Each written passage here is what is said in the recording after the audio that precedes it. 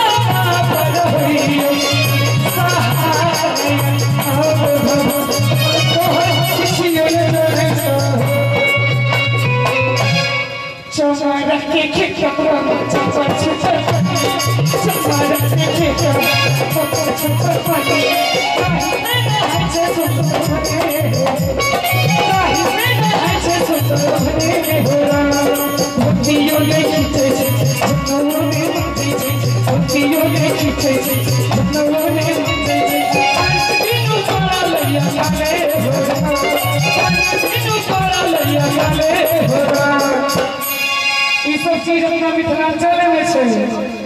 और कतो नहीं से कि एक बार कंकाली बजा दियो सब बैठे हाय जी तेज तई हाजीपुर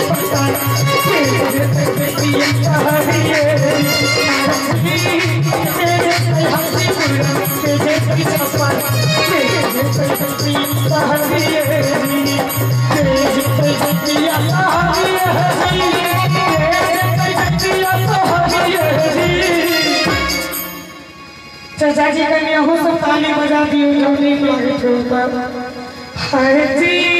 पापा जी कई हंसी पूरा पिया जते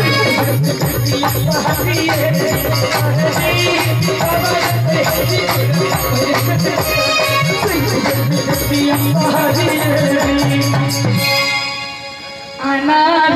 की डोंगरी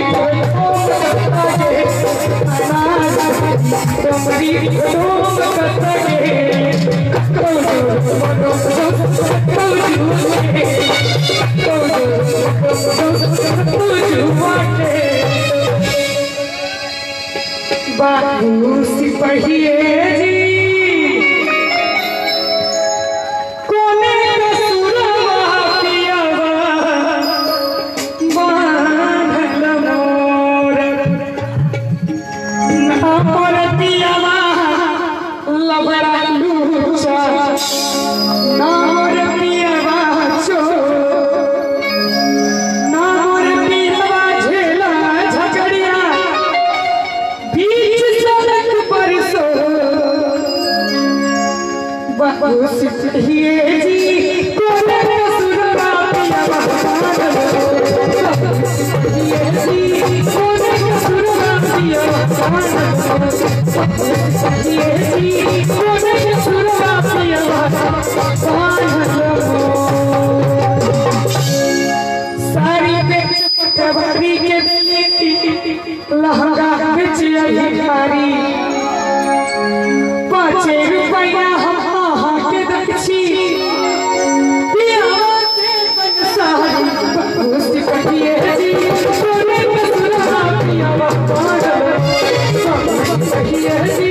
कोने रसूलवा पियावा बांधल सिपहिए जी कोने रसूलवा सिपहिए जी कोने रसूलवा पियावा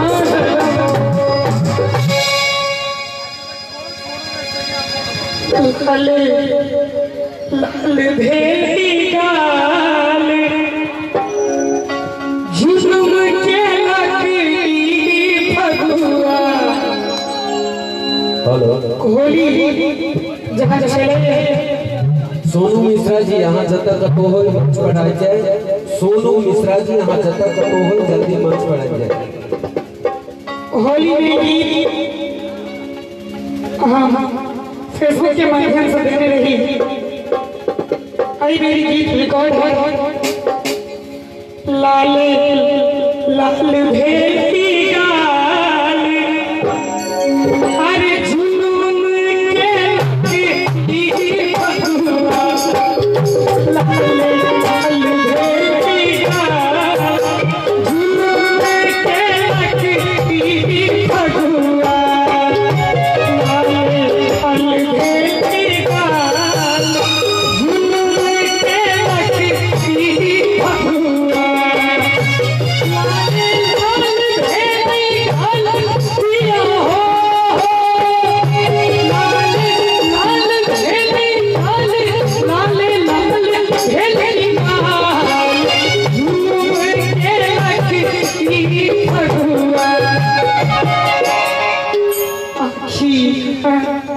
भदिल लाल अरे एक नींद सुते रहलम आखी भदिल लाल एक नींद सुते रहलम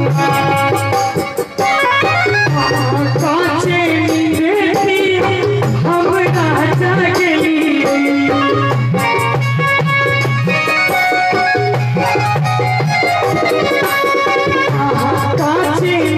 दिया हमरा जागली